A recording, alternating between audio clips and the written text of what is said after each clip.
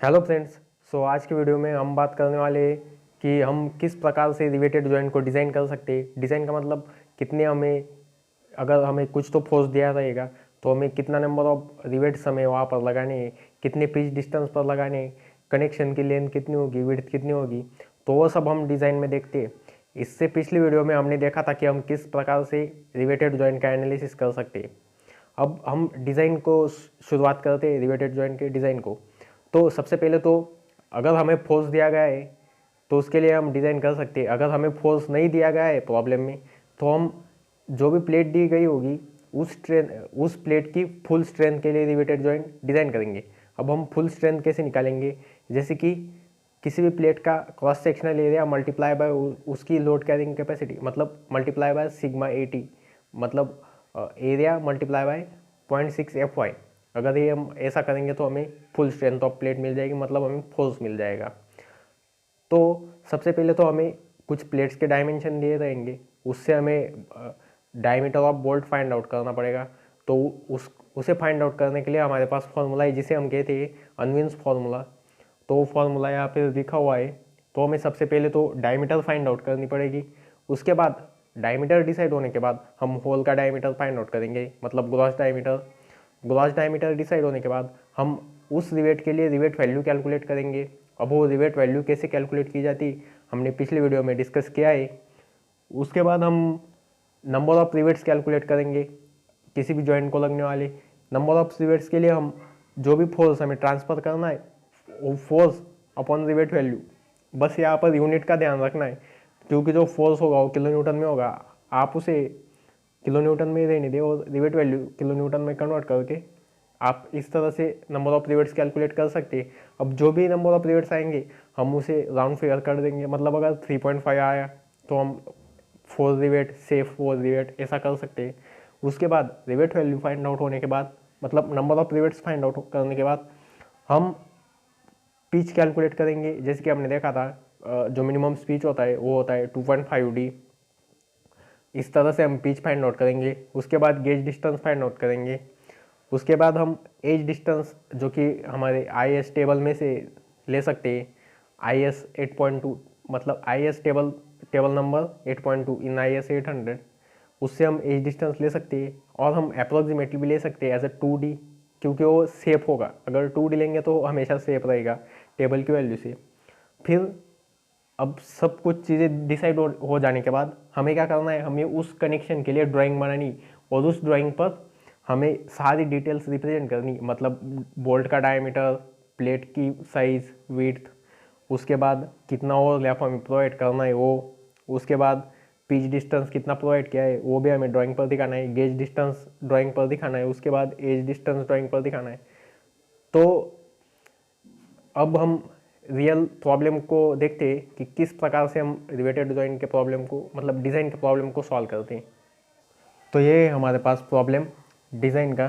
तो पहले पढ़ लेते हैं। A member of roof truss consist of two angle sections 80x50x6 mm, मतलब 80 mm लेंथ, 50 mm ऐसे और 6 mm thickness, place back to back on both side of gusset plate.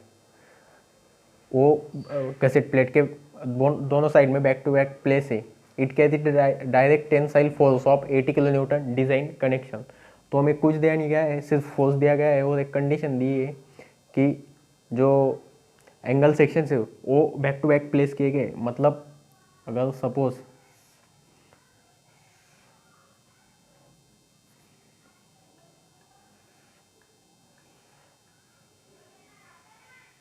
ये आपकी gusset plate,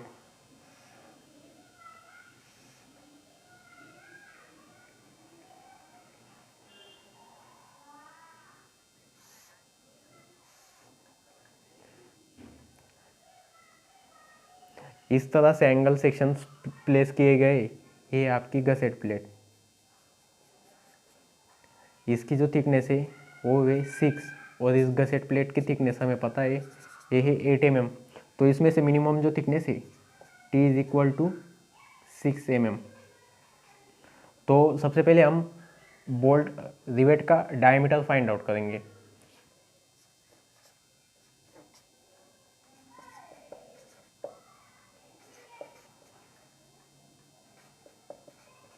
diameter of rivet. तो इसके लिए हमने formula देखा था, D is equal to 6.05 under root T which is equal to 6.05 under root 6। तो ये हमारे पास आ जाएगा 6.05 अंडर रूट 6 15.92। तो हम कंसीडर करेंगे इसे 16 mm। तो इसलिए हमारा ग्रॉस डायमीटर हो जाएगा 16 + 1.5 मतलब 16 + 1.5 which is equal to 17.5 mm। अब हमें रिवेट वैल्यू कैलकुलेट करनी, जो हमारे सेकेंड स्टेप है उसमें हमें रिवेट वैल्यू कैलकुलेट करनी।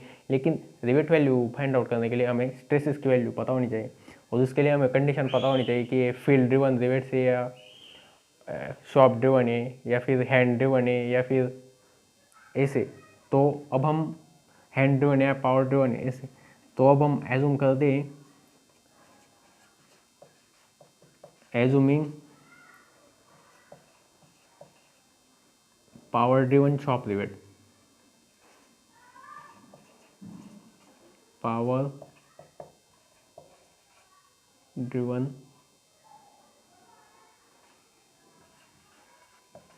shop rivets, therefore tau vf is equal to 100 and sigma pf is equal to 300।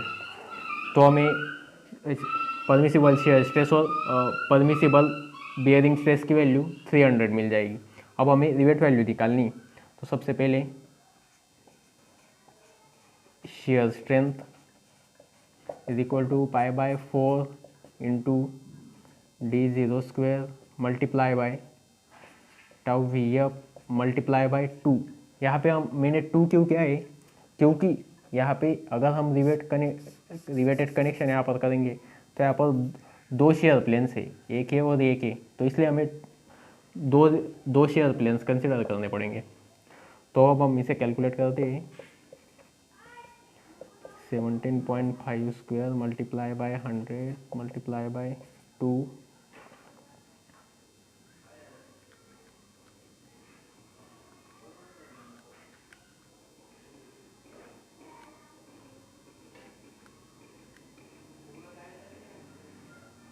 तो ये आ गया मेरा 48.10 किलो न्यूटन। वैल्यू मैंने डायरेक्ट किलो न्यूटन में की कन्वर्ट कर ली है, क्योंकि ये जो आएगा वो न्यूटन में आएगा, पहले न्यूटन में आएगा। तो अब हम कैलकुलेट करते हैं बियरिंग स्ट्रेंथ,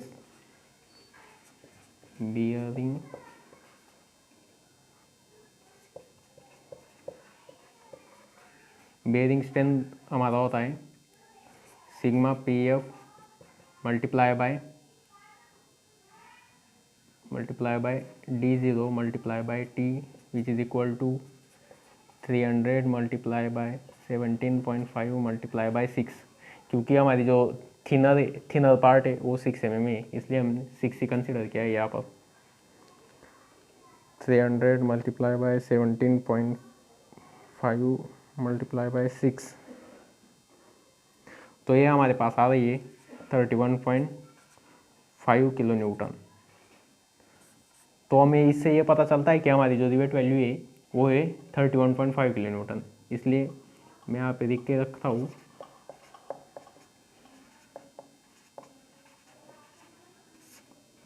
अब हम अगला स्टेप करते हैं। अब हमने रिवेट वैल्यू तो निकाल लिया, लेकिन अगला स्टेप है हमारा नंबर ऑफ रिवेट्स, मतलब इस जॉइंट के लिए कितने रिवेट लगेंगे। तो इसके लिए हमारे पास फॉर्मूला था force divided by rivet value. तो हम कैलकुलेट करते हैं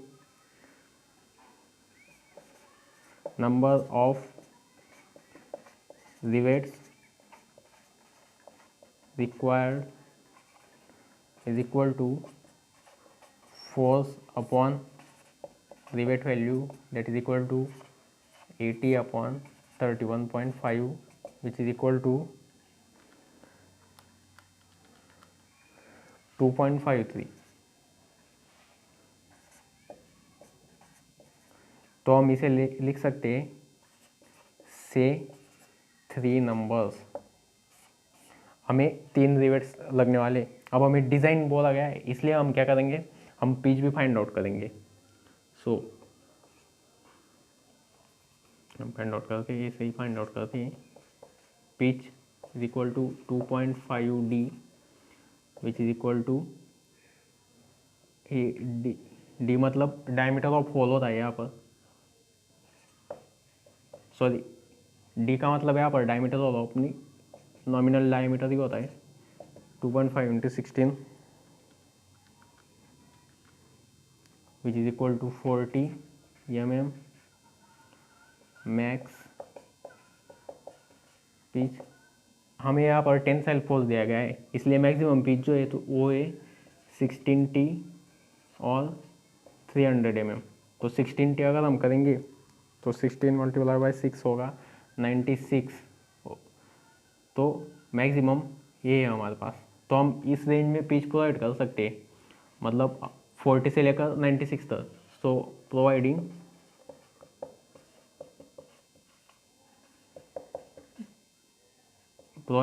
पिच इक्वल टू 45 mm। आप 50 भी प्रोवाइड कर सकते हो, इससे ज़्यादा भी प्रोवाइड कर सकते हो। तो इस तरह से हमने पिच प्रोवाइड कर दिया। अब है हमारे पास एज डिस्टेंस।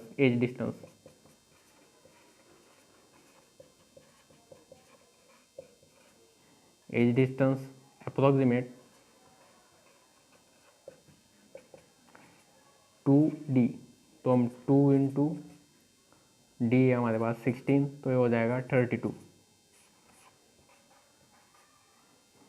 हम 32 mm, इसको हम राउंड ऑफ कर देते हैं से 35 mm। अब हमने पिच निकाल लिया, एंड डिस्टेंस निकाल लिया, मतलब हमारे सभी कैलकुलेशन अब हो चुके हैं। अब हम डिज़ाइन का लास्ट स्टेप देखते हैं, जो कि है ड्राइंग बनाना। तो अब हम इसके लिए ड्राइंग बनाएंगे। तो सबसे पहले गसेट प्लेट ड्रॉ कर देता हूँ मैं।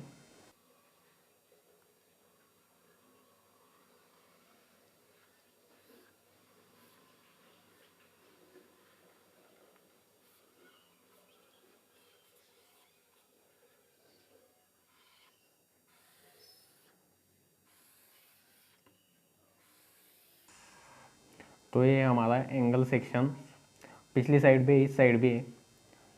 तो हमारे पास 3 नंबर ऑफ रिवेट्स आए थे।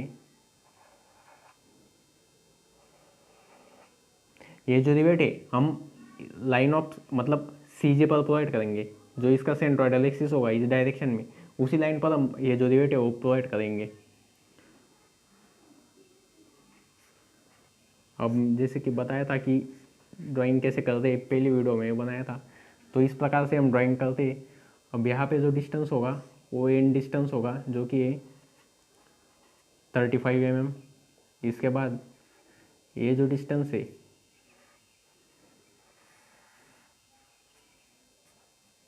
ये है 45 और ये भी जो है ये भी एंड डिस्टेंस है, जो है 35। तो इस प्रकार से हम पूरा डिज़ाइन हो जाने के बाद इस ड्राइंग को बना सकते, मतलब डिटेल्स दिखा सकते। अगर मैं इसको सेंट्रोइड बना दूँ तो ये हो गया आपका कंप्लीट ड्राइंग।